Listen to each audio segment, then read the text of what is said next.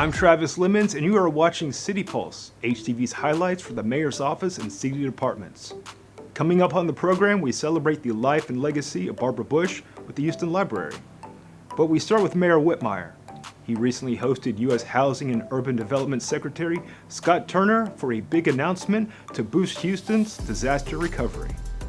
HUD has allocated $314 million to the city of Houston. The money is from grant funds allocated by HUD for Community Development Block Grant Disaster Recovery. $151 million of the CDBG funding will be invested in the city's Power Protection Initiative, led by Chief Recovery and Resilience Officer Angela Blanchard. Here is Mayor Whitmire on what will be a top goal, followed by Secretary Turner on HUD support in the recovery effort. So we've set out and identified over 100 strategic locations. All of our multi-service centers, police stations, fire stations, libraries, under this plan, and thanks to HUD, we're going to put backup generators. You're the ones that have lived through the destruction. You know best how to rebuild your city. You know your people, you know your needs better than any bureaucrat 100, 1,000 miles away in DC ever could know your city. And I understand that, and I believe in that, and I support you. We're great facilitators at HUD. We're great conveners at HUD, but the real work is being done here on the ground. So I'm excited to see what will happen in the days ahead as we support you and uplift you and bolster you in your efforts. Following the announcement, the mayor and HUD secretary toured the Harris Center to discuss homelessness in the city. Some of the CDBG funds will be used in addressing homelessness and home repairs following a disaster. Well, it's time to grab your calendars because we are 1 year out from playing host to the FIFA World Cup. Mayor Whitmire and Hall of Fame quarterback Warren Moon were among the stars taking part in a celebration to hype Houston's unity and diversity and why we are 26. Welcome to Houston's 1 year out celebration for the 2026 FIFA World Cup. We are 26. On behalf of 2.3 million Houstonians and millions more in our region, let me thank everyone that has made this moment possible.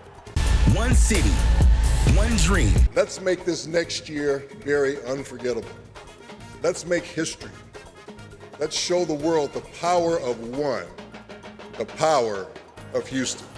Prepare yourselves, because 1 year from today, Houston, Texas, you'll show everybody just why you got the name Clutch City. 190 million people per match, and more than 1.3 billion people total will tune in to watch on TV and stream online the 7 matches that we're hosting. People will get to experience the greatness of Houston, and it's a great chance for Houston to showcase themselves to the world. We're coming together in the city of Houston to demonstrate what unity and diversity, collaboration looks like. I couldn't be more proud, and I know you share that pride with me. This is not just another event. This is a statement of who we are as a city. Let everyone remember where you were today. The home is a child's first school, the parent the child's first teacher, and reading is a child's first subject. This is a quote from former First Lady and literacy advocate Barbara Bush. She would have turned 100 this June, but her life continues to thrive thanks to the Barbara Bush Foundation for Family Literacy. Branches of the Houston Public Library celebrated her birthday with a special story time and family events. Here is Spectrum Fusion with the story.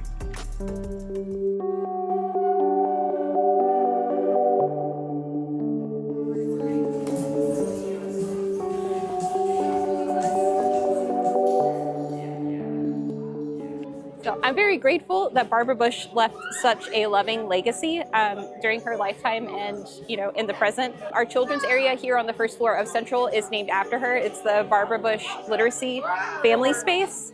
And we also have the Barbara Bush Literacy Plaza, which is right outside of the building on the plaza. I'm just really grateful for everything that she did in her life to promote literacy with children and to getting them to read and learn and to foster a love of reading. We wanted to celebrate Pride with our child in a way that was safe and showed her the diversity of Houston. It offers a safe place to check out books and to come to community events and be part of something bigger than ourselves. We're able to meet other people and meet other friends and just enjoy all the resources that it has to offer. My favorite part is about the inclusivity, watching the kids play with everything that we have for them and really introducing them to loving everyone, loving every person for who they are. I want to say my favorite part about working here is working on the youth services team. So on a daily basis, I get to do programs, including story times, crafts, movies, whatever you can think of. I've always really loved working with kids, and so the library is one of the best places to do that. I'm really very excited for everyone getting to participate in the program, all of the great things we have this year. I'm just really proud of the work that myself and the team has put in. My wife and I, we always try to find kind of interesting things to do with Walker on the weekends when we're not working. And he goes to the library in our neighborhood quite often, and today we wanted to try something new. So we came to this library after we heard that there was story time happening. And thought it would be a good opportunity to go to a new place and, again, try out something new.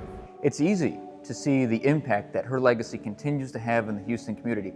She was the consummate Houstonian. She was committed to the service of others, first and foremost, and that identifies Houston more than anything else. And her service to literacy resonates with our community still to this very day. And the gift that keeps on giving through the Barbara Bush Houston Literacy Foundation, we just have so much to celebrate in honoring Mrs. Bush.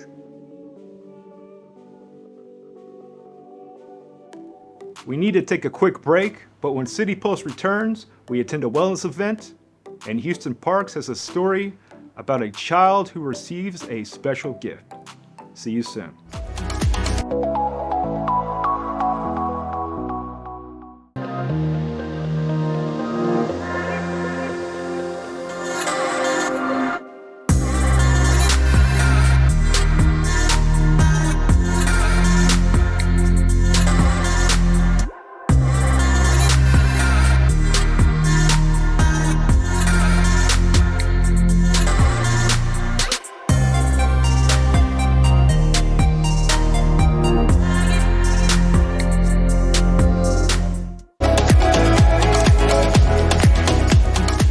Welcome back to the show. Houston area students serving on the Mayor's Youth Council were recently recognized at a special ceremony at City Hall.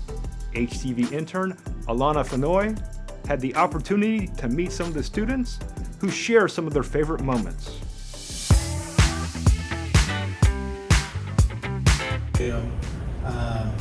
It's always a pleasure to stand before young folks that take service passionately. This is a very important event to showcase all of the hard work that the Mayor's Youth Council has done. They do a lot of collaborative work with the City of Houston Youth Ambassadors, so super happy to be here today to just recognize them for all of the hard work that they've done this year with their Educational Equity Committee and all of their other efforts.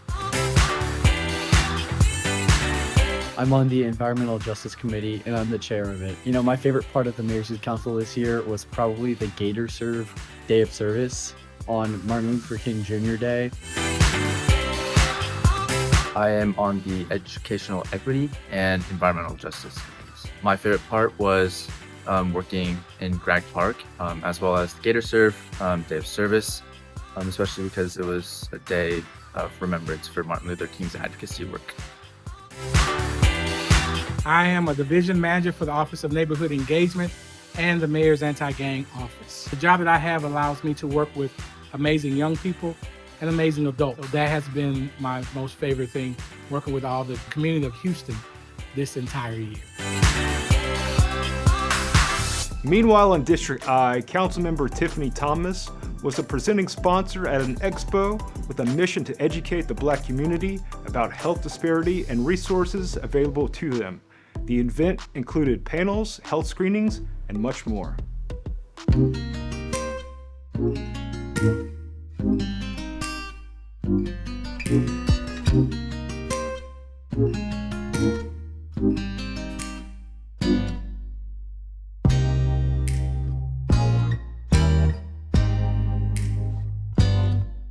This event has been spectacular. The turnout from the community, the number of vendors that we have, the sponsors, and really the interest in making sure that our communities know about these resources that can help them to be healthy. The Houston area cluster, which comprised 9 different chapters, came together over the last 3 months to do planning. Our goal was to target the greater historical 5th Ward to be able to create an impact.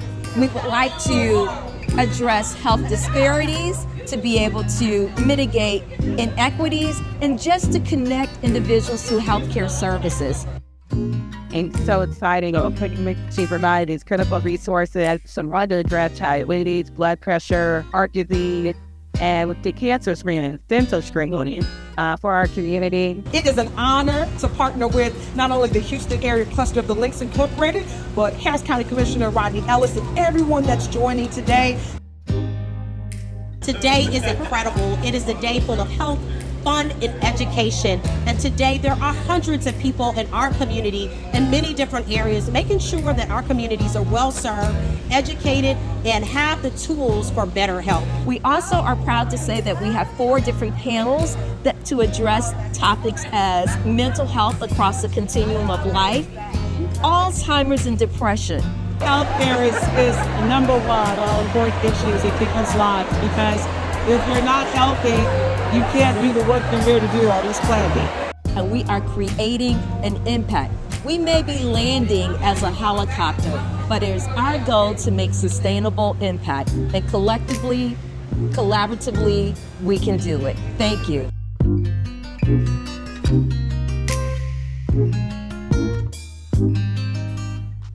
And finally, a feel-good story to end the show. The Houston Parks and Recreation Department received a generous $20,000 grant to purchase adaptive sports wheelchairs for multi-service centers. But the biggest surprise went to Ulysses Mendez, who got his very own wheelchair. Y'all come in. All right, last round. Ready, go. It's another busy day for adaptive sports at the West Gray Multi-Service Center. But when there was a pause in the action, this happened. We are very excited to be here today to celebrate a $50,000 Hartford Adaptive Equipment Grant that we received. Thanks to the Hartford and Move United, Hello, everyone. 6 new adaptive sports chairs were donated to the center and 1 custom chair to an athlete. You like the color? That athlete is Ulysses Mendez. I just want to let y'all all know that everything's possible, like even if you have a disability. Awesome. When they said my name to go up there, I was like so happy. Like I was just seeing because like it was my favorite color. This one's really fat. It's because like it actually fits me, because like the other ones was like kind of big. Sorry, it's been a burden on us, and Ulysses getting this chair, it takes a load off of me as a parent, as a mom. I think this is a great help for him, and I know that it's going to put a smile on his face every day, and he knows that because of God, this wouldn't be possible, and all the people here that have helped. This donation was coordinated by Move United's Carrie Miller Ortiz. This organization, you know, through Texas Parasport, being able to have it within 50 miles of their home. You know what I mean? It's just like you could just get here, you could play just like the rest of the world as it should be. The Great Adaptive Sports Program at the West Gray Multi-Service Center is just one more reason why we like to say Houston Parks and Rec.